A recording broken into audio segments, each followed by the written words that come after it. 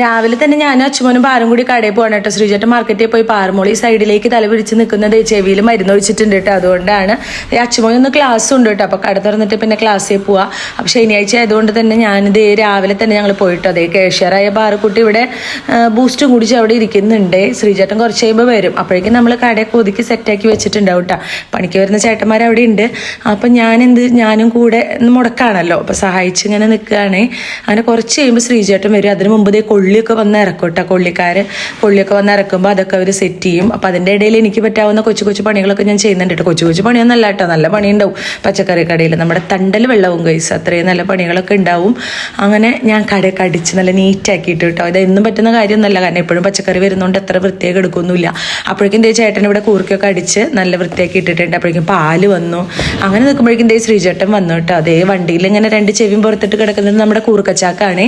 അപ്പോൾ കൂർക്കടിക്കൽ ഇങ്ങനെ തുടർന്നുകൊണ്ടേയിരിക്കും. ഇന്ന് ഇലക്ഷൻ്റെ റിസൾട്ട് അറിയുന്ന ദിവസമാണല്ലോ, അതാണ് ഇവരിവിടെയൊക്കെ പറയുന്നത് കേട്ടോ.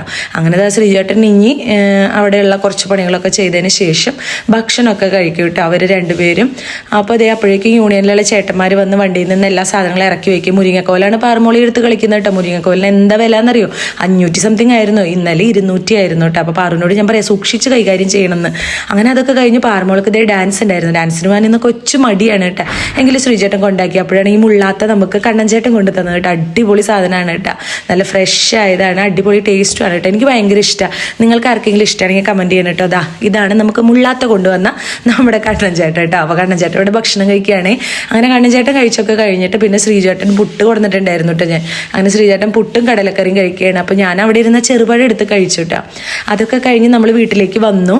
അപ്പോഴേക്കും നമ്മുടെ വീട്ടിൽ നിറയെ കണ്ണിമാങ്ങ വീണിട്ടുണ്ടായിരുന്നു. നമ്മുടെ മാവുമെന്ന് തന്നെയാണ് കേട്ടോ. നമ്മുടെ മുറ്റത്ത് ഒരു മൂവാണ്ടൻ മാവുണ്ട്. കണ്ണിമാങ്ങ പ്രായത്തിൽ നിന്നെ ഞാൻ കണ്ടേ പോയി മാമഴമല്ലേടി നീ. കണ്ണിമാങ്ങ കിട്ടിയതിൻ്റെ സന്തോഷമാണ് കേട്ടോ. അത് ഈ കണ്ണിമാങ്ങയിൽ ഇത് ചൂടുവെള്ളത്തിൽ നന്നായി കഴുകി ഒരു ഇളം ചൂടുവെള്ളത്തിൽ ഉപ്പും ചൂഞ്ഞമുളകൊക്കെ ഇട്ട് വെച്ച അടിപൊളി ടേസ്റ്റാണ് കേട്ടോ. എന്തായാലും മാങ്ങ അവിടെ വെച്ചിട്ട് ഞങ്ങൾ കുറച്ച് നേരം എടുക്കാൻ പോയി.